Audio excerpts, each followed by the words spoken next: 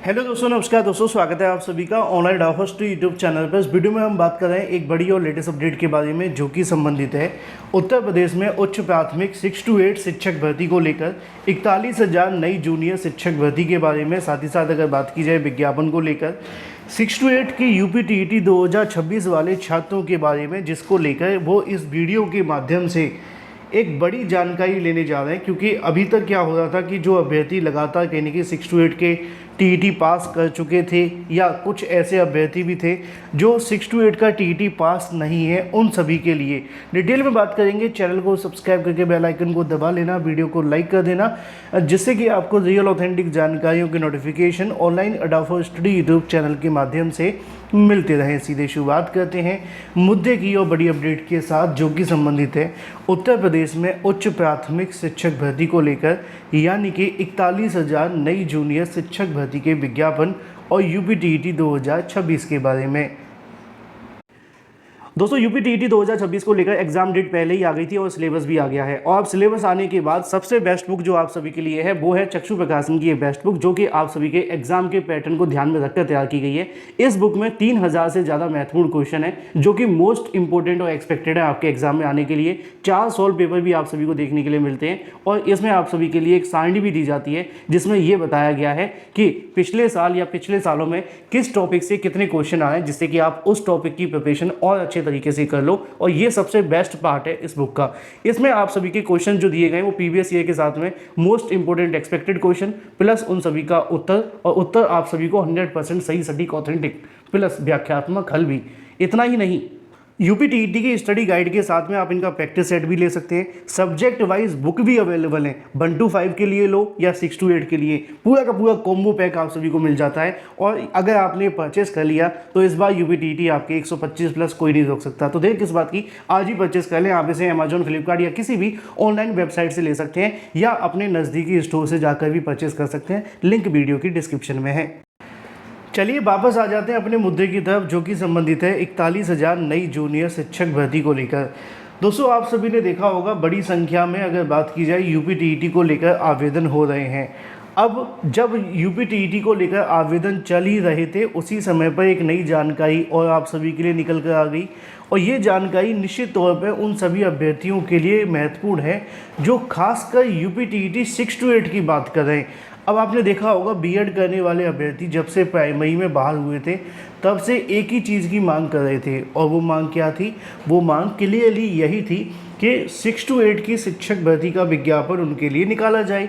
क्यों? क्योंकि वो जानते हैं कि प्राइमरी में अब उनके लिए ताले लग चुके हैं और प्राइमरी में हाल फिलहाल उनको शामिल करने की सरकार ने भी कोई मंशा दिखाई नहीं है। तो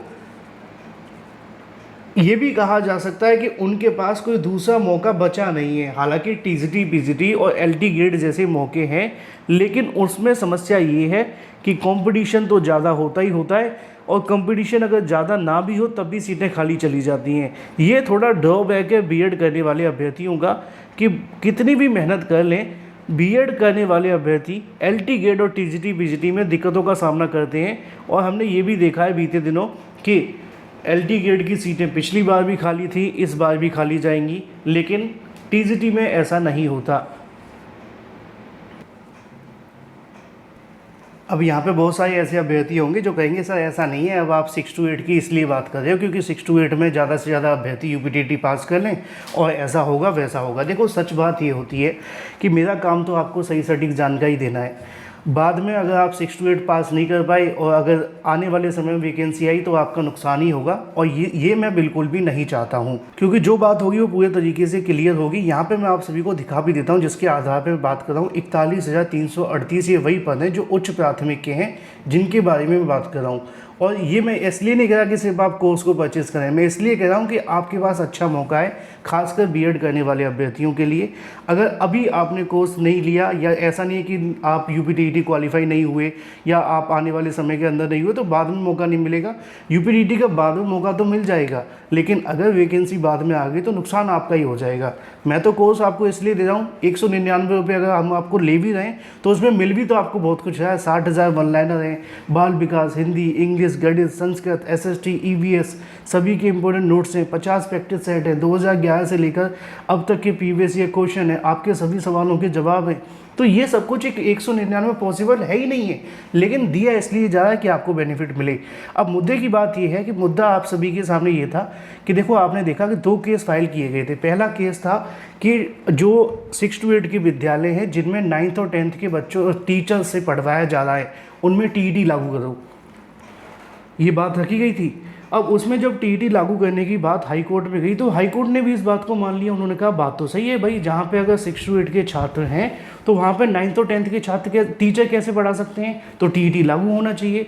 इसी बात को ध्यान में रखते हुए हाई कोर्ट ऑफ इलाहाबाद ने ये आदेश दे दिया कि भाई कोई भी एलटी की वैकेंसी है या टीजीटी की वैकेंसी है, अगर कोई स्कूल है जिसमें पढ़ाने जाने के लिए 6 to 8 से संबंधित कोई भी बच्चे पढ़ रहे हैं तो ऐसी कंडीशन में उनके लिए यहाँ पर टीईटी लागू होना ही चाहिए।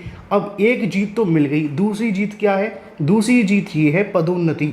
जैसा कि इस आदेश में लिखा भी हुआ है, ये 2025 में पूछा गया था, जिसमें ये था कि उच्च प्राथमिक में 41,338 पद खाली हैं और इन पदों को भरने के लिए सरकार ने ये कहा कि हम तो पदोन्नति से भरेंगे, जबकि अभ्यर्थियों ने याचिका पहले से ही दाखिल कर रखी है कि किसी भी विभाग के अंदर 100% पदों को प्रमोशन के माध्यम से न भरा जाए।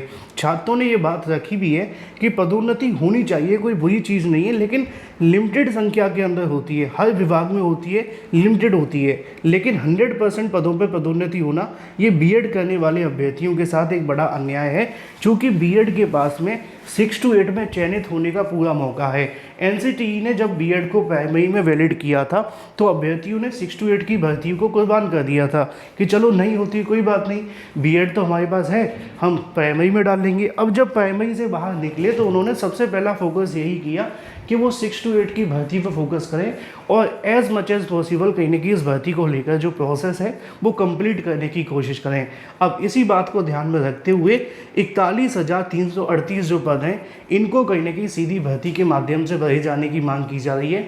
याचिका पहले से ही हाई कोर्ट में पड़ी हुई है और अभ्यर्थी कोशिश कर रहे हैं कि जल्दी से जल्दी इस याचिका पर भी फैसला ला करके नई भर्ती का विज्ञापन जारी करवाया जाए।